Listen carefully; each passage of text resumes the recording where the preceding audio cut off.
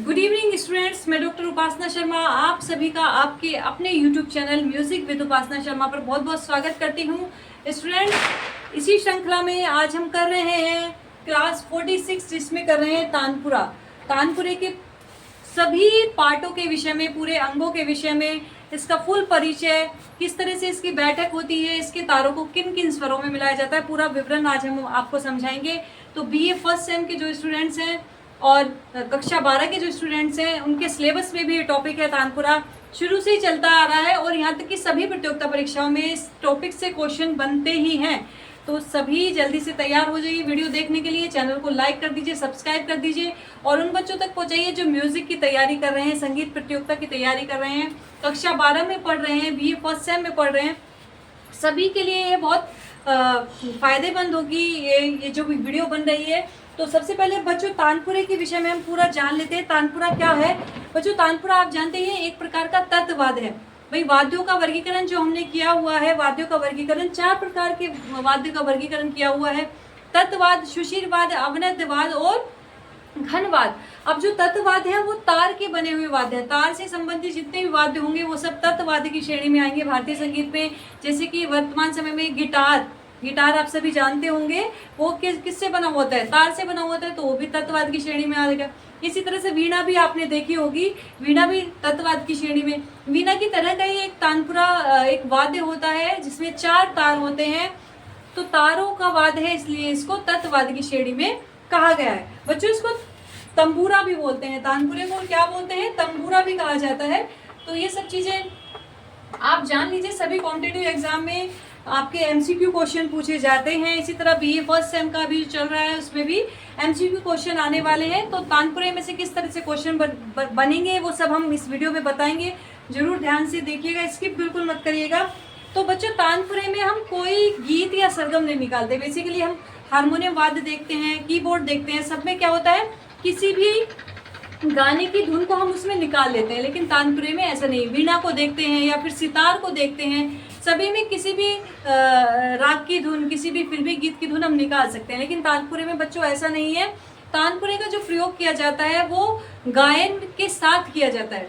जब कोई भी संगीतज्ञ गा रहा होता है तो उसके साथ आधार स्वर के रूप में तानपुरे का यूज किया जाता है। आधार स्वर उससे दिया जाता है। उस राग के जो मुख्य स्वर है, आधार स्वर हैं, उनको सुनकर ही उस बेस के अनुसार ही तानपुरे को सुनकर ही गायक गाता है कोई भी राग। ठीक है, तो सबसे पहले तानपुरे के बारे में लिख लीजिए। तानपुरा क्या है? एक तत्ववाद्य की श्रेणी में आता है। किसकी श्रेणी में?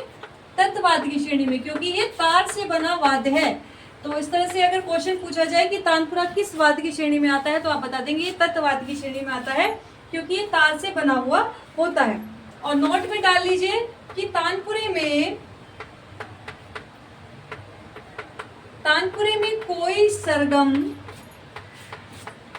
कोई सरगम या गीत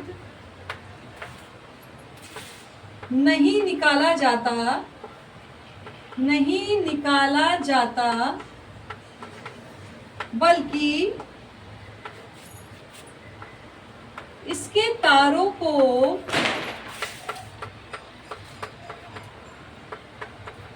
झंकृत कर, इसके तारों को छेड़कर, जब इसके तारों को उंगली द्वारा छेड़कर, उंगली से द्वारा बजाते हैं, झंकृत कर राग के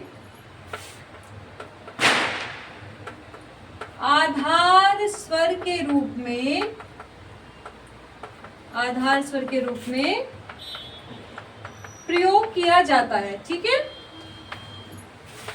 हमारा क्या स्केल है, उस स्केल को इस तानपुरे के तारों में लगा करके उस स्केल को, और इसके साथ साथ राग में जो स्वर लग रहे हैं, राग के अकॉर्डिंग स्वर लगा करके आधार स्वर के रूप में इस वाद्य का क्या प्रयोग किया जाता है, तानपुरे वाद्य का प्रयोग किया जाता है। तो मुख्यतः अगर क्वेश्चन पूछा जाए कि आधार स्वर के रूप में कौन से वाद्य का प्रयोग किया जाता है, आधार स्वर के रूप में किस वाद्य का प्रयोग किया जाता है, तो आप बता देंगे तानपुरा या फिर तंबूरा। सबसे मेन बात है कि इसमें कितने तार होते हैं। तो बच्चों इसमें कितने तार होते हैं? 4 तार होते हैं। जान लीजिए, सभी बहुत मुख्य चीजें हैं बीए फर्स्ट सेम के विद्यार्थियों के लिए और जो कॉम्पिटिटिव एग्जाम के विद्यार्थी हैं कि उन ऑप्शन टाइप में उनके पेपर आने वाले हैं। तो कितने वाद्य अगर पूछा जाता है तानपुरे में कितने वाद्य हैं, तो आप बता देंगे इसमें 4 तार हैं। बच्चों इसको जो बजाने की विधि है अलग अलग है। कुछ लोग इसको बिल्कुल लिटा करके इस तरह से सीधा लिटा करके उस तरह से बजाते हैं, कुछ लोग इसको खड़ा करके सीधा खड़ा करके इस तरह से बजाते हैं। जैसे कि आपने वीणा देखी होगी, उसी तरह का एक प्रकार का वाद्य होता है जिसमें नीचे तुम्बा लगा हुआ होता है और ऊपर डांड होती है जिस पर की तार लगे हुए होते हैं। ठीक है, और ये आप जान लीजिए बच्चों, जो कॉम्पिटिटिव एग्जाम के बच्चे हैं, कि तानपुरे में पर्दे नहीं होते। क्या नहीं होते? तानपुरे में पर्दे नहीं होते। ठीक है, जैसे कि सितार होता है, सितार में पर्दे होते हैं, चरठाट के अलग, अचल ठाट के अलग, लेकिन तानपुरे में पर्दे नहीं होते। तो कई बार कॉम्पिटिटिव एग्जाम में पूछा जाता है कि तानपुरे में कौन सा ऐसा वाद्य है जिसमें पर्दे नहीं होते, या कई बार ऐसा पूछा जाता है कौन सा ऐसा वाद्य है जिसमें पर्दे होते हैं। तो दोनों चीजें आप क्लियर कर लीजिए। तानपुरे में पर्दे नहीं होते हैं बच्चों। ठीक है, चलिए अब बच्चों ये हमने इतने जान लिए कि इसमें 4 तार होते हैं। ये तत्वाद्य की श्रेणी में आता है और जिसको आधार स्वर के रूप में प्रयोग किया जाता है और इसको तंबुरा भी कहते हैं। अब इसके 4 जो तार हैं उनको कैसे कैसे मिलाते हैं, तो तार का मिलान हम देख लेते हैं कि चारों तारों का जो मिलान किया जाएगा वो किस प्रकार से किया जाएगा। बच्चों जो पहला तार है, फर्स्ट तार है, पहले तार को लिख लीजिए। पहले तार को मंद्र सप्तक के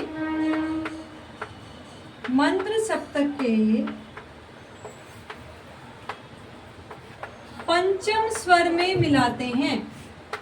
पंचम स्वर में मिलाते हैं। तो बच्चों ध्यान रखेंगे, अगर पूछा जाएगा तानपुरे का जो पहला तार है वो किस स्वर से मिलाया जाता है, तो वो पंचम यानी कि पा स्वर से मिलाया जाता है। और वो भी कौन से सप्तक का बच्चों? मंद्र सप्तक के पंचम स्वर से मिलाते हैं। ठीक है, इसके बाद दूसरा व तीसरा तार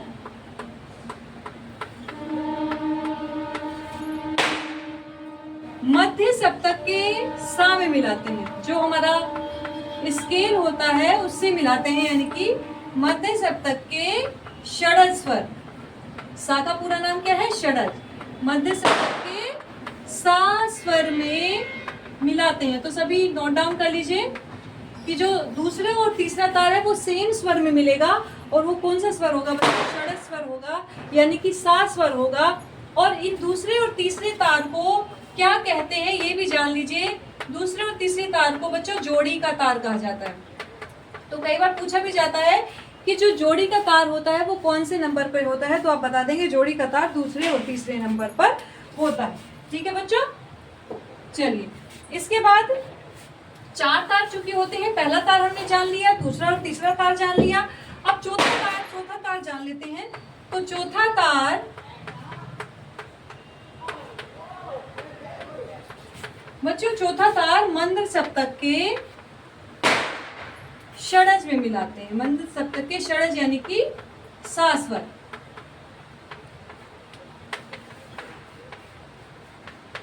ठीक है बच्चों, जान गए आप सभी सारे तारों को? जान गए कौन सा तार किस स्वर में मिलाया जाता है। तो जैसे हमने मान लीजिए तानपुरे में 1 2 3 4 4 तार हो गए। तो पहला तार मैंने आपको बताया था, किससे बताया था? पा से मिलाया जाता है और वो भी मंद्र सप्तक के। तो पा नीचे लगा दिया। दूसरा और तीसरा तार मध्य सप्तक के सा से मिलाया जाता है और चौथा तार मंद्र सप्तक के सा से मिलाया जाता है। ठीक है बच्चों, तो अब इनको मिलाने का क्रम भी जान लेते हैं और ये भी जान लेते हैं कि सभी रागों में क्या इन्हीं स्वर से मिलाया जाता है या रागों के अनुसार बदल दिया जाता है। तो बच्चों मैं आपके लिए बता दूं कि दूसरा, तीसरा, चौथा तार तो हमेशा यही बचेगा। जो स्वर मैंने बताए हैं आपको, मध्य सा और मंद्र सा, इन्हीं स्वरों में हमेशा मिलाया जाएगा। लेकिन पहला तार जो है ये राग के अकॉर्डिंग चेंज हो जाता है। अलग अलग रागों में अलग अलग ये स्वर में मिलाया जाता है। जैसे कि अगर किसी राग में पंचम स्वर वर्जित है, किसी राग में पा स्वर वर्जित है, तो उसको पहले तार को मध्यम स्वर में उसको मिलाएंगे। तो लिख लीजिएगा, जिस राग में नोट में कर लीजिए, जिस राग में पंचम स्वर वर्जित होता है, जिस राग में पंचम स्वर वर्जित होता है, वहां पर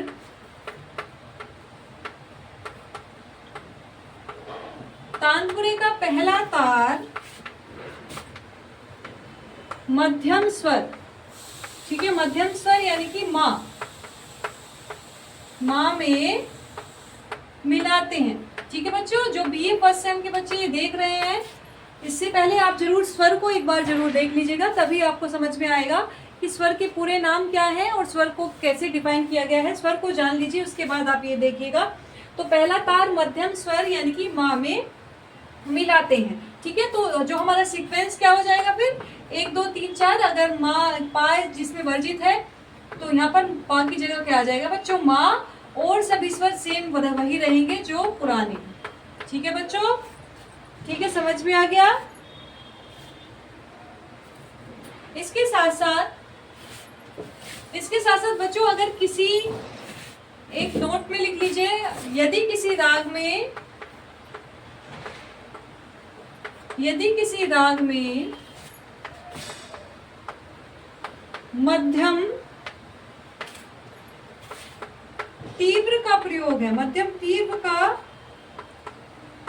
प्रयोग है, यानी कि किसी राग में मध्यम, जो ये हमने पहला तार मध्यम माँ से मिलाया है, ये शुद्ध माँ मिलाया, लेकिन अगर मान लीजिए किसी राग में जो मध्यम तीव्र का प्रयोग हो रहा है और पंचम भी उस राग में नहीं है, मध्यम तीव्र का प्रयोग है,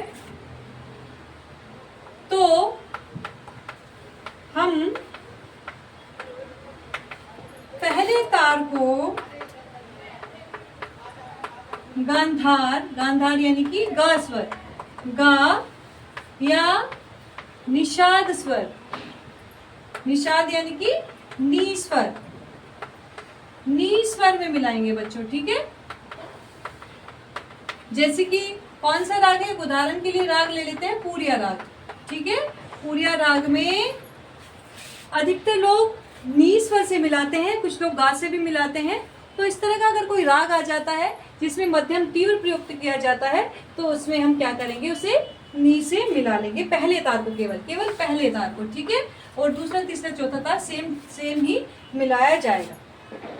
ठीक है, अब बच्चों ये हमने जान लिया कि हर राग के अकॉर्डिंग किस किस स्वर में उसे मिलाया जाएगा। भाई किसी राग में पंचम लग रहा है तो पहला तार पा से ही मिलाया जाएगा, लेकिन किसी राग में अगर पा स्वर वर्जित है तो हम फिर माँ से मिलाएंगे, शुद्ध माँ से मिलाएंगे। और अगर किसी राग में शुद्ध माँ लग ही नहीं रहा है, तीव्र माँ लग रहा है और पंचम भी नहीं लग रहा है, तो फिर उसको हम गांधार से या फिर निषाद स्वर से मिलाएंगे अपने अकॉर्डिंग, राग के अनुसार। ठीक है, इसके साथ साथ आप जान लीजिए बच्चों, ये जो हम तारों को मिलाएंगे तो सबसे पहले कौन सा तार मिलाएंगे, फिर उसके बाद कौन सा, क्या सबसे पहले पहला तार ही मिलाया जाएगा या कोई सा भी तार हम मिला सकते हैं। तो इसका जो बच्चों क्रम होता है, तारों का क्रम होता है मिलाने का, तो तानपुरे में सबसे पहले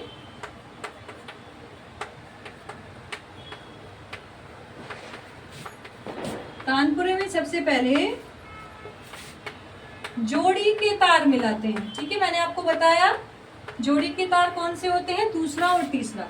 तो तानपुरे में सबसे पहले जोड़ी के तार मिलाते हैं, और इन जोड़ी के तारों को किससे मिलाते हैं, अभी आपको बताया था मैंने, जल्दी से रिवाइज करिए किसको मिलाते हैं मेरे लिखने से पहले। इन जोड़ी के तारों को बच्चों मध्य सा में मिलाते हैं। किसमें मिलाते हैं, तो सबसे पहले बच्चों पहला तार नहीं मिलाते हैं, सबसे पहले हम दूसरा और तीसरा तार तानपुरे का मिलाया जाता है, जिनको जोड़ी का तार कहते हैं। जोड़ी के तार यानी कि दूसरा और तीसरा। ठीक है, तो दूसरा और तीसरा तार सबसे पहले मिलाया जाता है, पहला तार सबसे पहले नहीं मिलाया जाता। कौन सा मिलाया जाता है, दूसरा और तीसरा तार, जो जोड़ी के तार होते हैं, और इनको हम मध्य सा में मिलाते हैं। इसके पश्चात इन तारों को मिलाने के पश्चात, जब हम जोड़ी के तार दोनों को मिला देते हैं, इसके पश्चात फिर पहले तार को मिलाया जाता है। इसके पश्चात पहले तार को यहीं पर लिख लीजिए, पहले तार को मंद्र पंचम से मिलाते हैं या फिर राग के अकॉर्डिंग, जैसे मैंने आपको बताया, अगर किसी में पंचम नहीं है तो मध्यम, और मध्यम नहीं है तो फिर गांधार और निषाद से मिलाएंगे। ठीक है बच्चों। और फिर लास्ट में, अंत में चौथा तार मिलाते हैं। अंत में चौथा तार मिलाते हैं बच्चों, अंत में चौथा तार मिलाते हैं, जो किस स्वर से मिलाते हैं? जिसको मंत्र सा से, मंत्र षडज या मंत्र सा से मिलाते हैं। ठीक है बच्चों, अब आपको यही पता चल गया कौन सा तार पहले मिलाते हैं और कौन से तार को किस किस स्वर में मिलाते हैं। ये सभी आप क्वेश्चन इस तरह के माइंड में रखिए, तैयार रहिए इन क्वेश्चंस के लिए, क्योंकि हर एग्जाम में आपसे इस तरह के क्वेश्चन पूछे जाएंगे। चलिए नेक्स्ट, अभी हम केवल बच्चों तानपुरे का परिचय कर रहे हैं पूरा। इसके बाद अगर हम बात करें, जो तानपुरे के जो पहले 3 तार होते हैं बच्चों, तानपुरे के जो पहले 3 तार होते हैं वो स्टील के होते हैं। किसके होते हैं? पहले तो लोहे के होते थे, लेकिन वर्तमान समय में स्टील के ही यूज किए जा रहे हैं। स्टील या फिर लोहे के भी हम लिख सकते हैं। पहले लोहे के यूज किए जाते थे, लेकिन वर्तमान समय में स्टील के यूज किए जाते हैं। तो पहले 3 तार बेसिकली स्टील के होते हैं, और जो चौथा तार होता है बच्चों, जो चौथा तार होता है, चौथा तार बच्चों पीतल का होता है। ठीक है, चौथा तार पीतल का होता है, ये आप बिल्कुल अच्छे से जान लीजिए। इसके साथ साथ अगर हम बात करें, तानपुरे के जो तूंबे की परिधि होती है वो कितनी होती है? तानपुरे के तूंबे की परिधि तो बच्चों ये 90 सेंटीमीटर होती है। कई बार पूछ लिया जाता है कि तानपुरे के तूंबे की परिधि कितनी होती है, तो 90 सेंटीमीटर। अभी हम आगे तानपुरे के अंगों का वर्णन भी करेंगे, जिसमें एक तुम्बा भी पार्ट है, तो तुम्बे को आगे हम जानेंगे कि तुम्बा क्या है। फिलहाल आप ये देख लीजिए कि तुम्बे की परिधि कितने सेंटीमीटर होती है, तो ये 90 सेंटीमीटर होती है। और तानपुरे की जो पूरी लंबाई होती है बच्चों, पूरी लंबाई जो तानपुरे की एक बेसिक मानी गई है बच्चों, 150 सेंटीमीटर होती है। ठीक है, मैंने आपको बताया पहले 3 तार स्टील या लोहे के होते हैं, चौथे तार पीतल का होता है। और जो पीतल का तार होता है बच्चों, वो स्टील के तार से थोड़ा मोटा होता है, इसकी मोटी आवाज आती है, तभी इसको मंत्र सप्तक में मिलाया जाता है। और इसकी तुम्बे की परिधि होती है 90 सेंटीमीटर, और तानपुरे की पूरी लंबाई होती है बच्चों 150 सेंटीमीटर। इसके साथ साथ ये भी नोट डाउन कर लीजिए कि तानपुरे का जो रचना हुई, तानपुरे की जो निर्माण हुआ वो किस प्रकार से हुआ? तो बच्चों प्राचीन समय में क्या था? प्राचीन समय में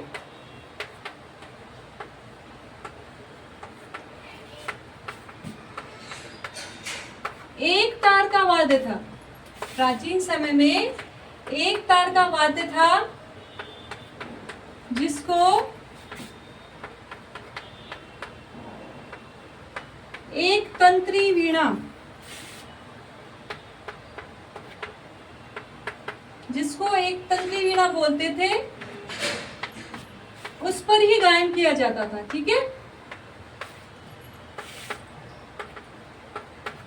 उस पर ही गायन किया जाता था। प्राचीन समय में एक तार की एक तंत्री वीणा थी, उस एक तंत्री वीणा के साथ ही गायन किया जाता था, और इसी एक तंत्री वीणा से आगे चलकर तानपुरे का आविष्कार हुआ।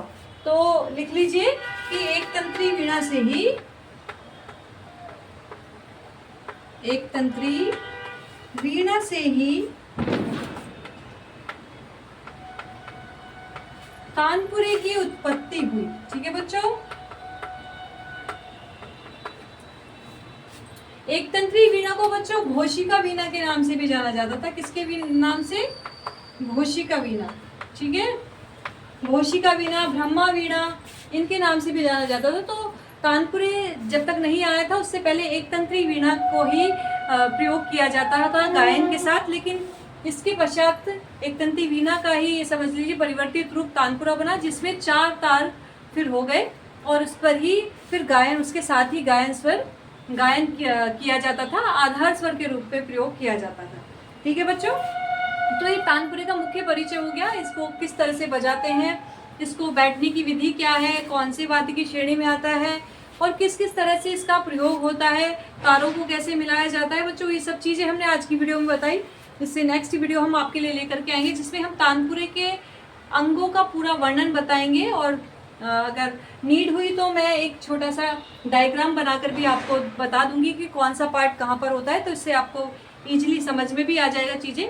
तो जो बच्चे संगीत की प्रतियोगिता की तैयारी कर रहे हैं बच्चों, ज़्यादा से ज़्यादा शेयर करिए और BA फर्स्ट सेम के बच्चे भी इसको पढ़िए। इससे आपके 100% मार्क्स आएंगे अगर आप इस तरह से तैयारी करते हैं। Thank you so much. फिर मिलते हैं हम लाइव कक्षा में 7 बजे। Thank you.